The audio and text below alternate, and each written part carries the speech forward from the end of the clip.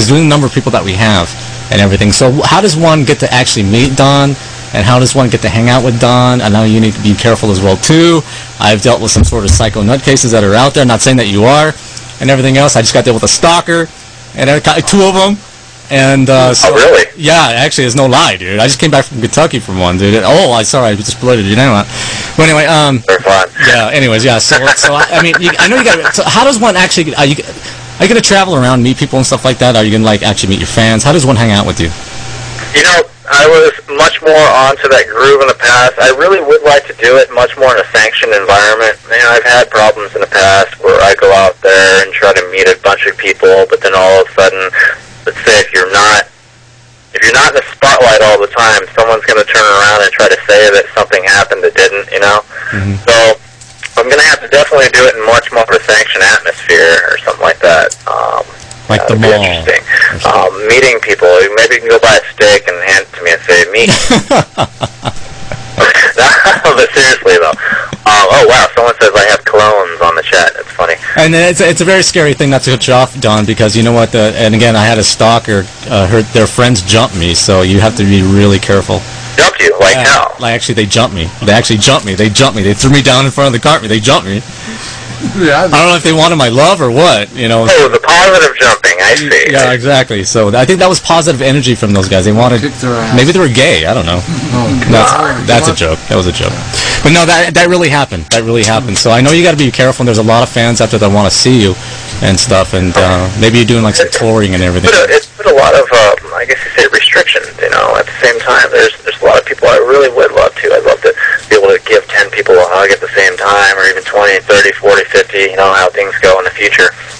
Well, the problem is that, like I said, you know, you got the ones that are the bad apples on the other hand, so it seems that I've got to remain in the spotlight whenever I go someplace. It's been over a couple of years since I've been out to a nightclub out here in Las Vegas. You know, I think it's about time that I should be heading back out pretty soon, though. Yeah, exactly. And there's a lot of people that want to see you. That was pretty much a good majority, a lot of the questions and everything else. Another one was, let's go to the, Don Henrie, was there a time when there was a vampire hunter? There was vampire hunter. Yes. That's been throughout all history. I mean, you can just look it up on the internet pretty much. You don't have to use my mouth to tell you. Exactly. But then again, people think... It comes down to, yes, we get that all the time. I get the ones that always send me interesting messages. I'm pretty sure after this message, I'm pretty sure someone's going to set up a, what you'd consider a troll account, and probably a couple of those will happen and say that they're a vampire hunter and they've heard my interview. But yes, of course, there's different people who are always going to have the different beliefs, and it always comes down to their beliefs of what their dogma or their dharma is for their life and how they're supposed to constitute themselves. Exactly. I know what you're saying as well, too. Getting a couple more. That's actually... I don't mean to be vague or anything. No, those are great. Get to the point, dude. Just get to the point. Who cares? Just get to the point. Yeah. You know, and I know, because it's fun. Vampire hunter, I got good friends that are phantom hunters out in Washington and stuff like that, and they hunt out these phantoms and everything else and stuff like that. But then again, there's stories going on for many years in the history books and everything else. You know, some people want to believe it, some people think it's like stories. People think about, you know, stories about this or that, maybe the religious stories and everything. It's whatever you want to believe in. Vampire hunters, there probably was. Who knows? I don't know. You know, that's what... When it comes down to it, though, let's get back to the whole spiritual thing and how it relates to vampire hunters and such. Okay.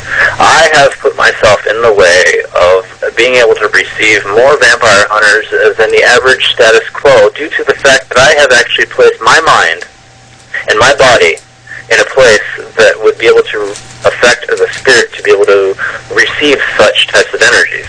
Does that make sense? Yeah. Just like as if you've placed your mind and your spirit to something to where you're actually investing within what you consider radio.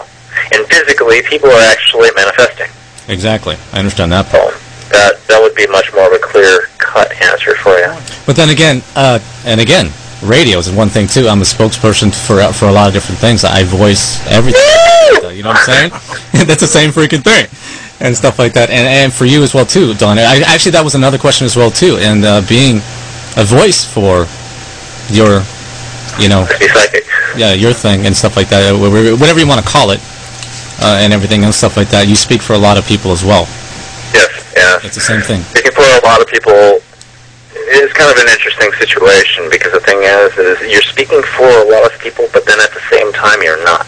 Because you can't necessarily understand or